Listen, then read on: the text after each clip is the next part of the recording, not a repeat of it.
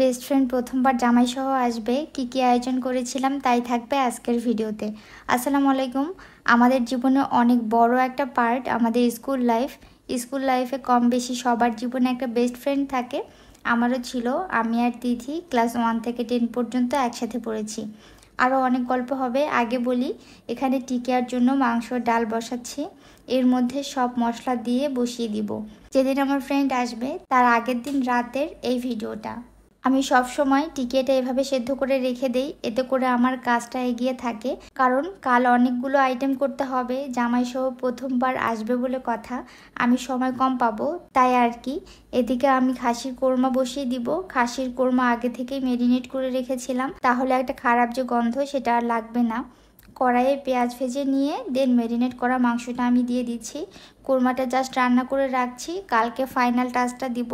খাসির মাংসটা আমি ঝালঝালি রান্না করতে চেয়েছিলাম, কিন্তু দুজনে কোরমা খেতে পছন্দ করে, তাই আর কি। আর আমাদেরও কোরমাটা সবারই পছন্দ।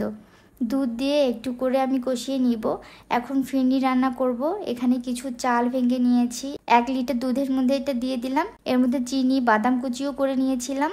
2 চুলায় দুটো বসিয়েছি। এই কাজগুলো আগায় থাকবে। আর ফিরনিটা রান্না হলে আমি ফ্রিজে রেখে দিব, ঠান্ডা হয়ে থাকবে, এতে করে খেতেও মজা লাগবে।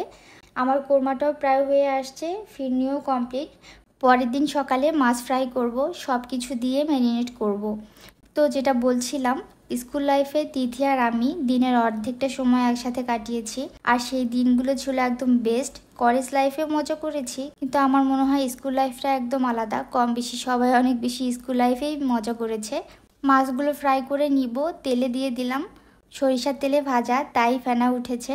তো আমি উল্টিয়ে পাল্টিয়ে মাছগুলো ভেজে এখন উঠিয়ে নিব। গরুর মাংস প্রেসার কুকারে মেখে বসাবো। আমি 3-4টা শীষ দিয়ে নিব। এই কয়েকদিনে এত বেশি দেশ নিয়ে ভেবেছি, সারাক্ষণ নিউজ ফিড দেখছি। আমার মনে হয় আমি আমার লাইফ নিয়েও এতটা ভাবি নাই। আসলে কি আর বলবো, কি যে শুরু হয়েছে চারদিকে। একজন যেতে না যেতে আরেকজন চলে আসছে। ভাইরে ভাই, যে ক্ষমতা দেখাচ্ছে মনে হচ্ছে তারাই ক্ষমতায় চলে আসছে। বাঙালি পারেও বটে। আজ সারাদিন এই দুঃখে আর নিউজ ফিডেও ঢুকি নাই।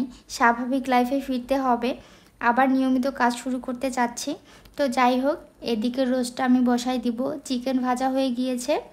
কার কি আমি জানি না, পোলাও রান্না করলে আমার রোস্ট লাগবেই, আর কিছু না হলেও চলবে। রোস্টটা আমি একটু বেশি পছন্দ করি, আর এই রোস্টটা আমি বাড়ির মশলা দিয়ে রান্না করব। এভাবেই বেশি মজা লাগে আমার কাছে।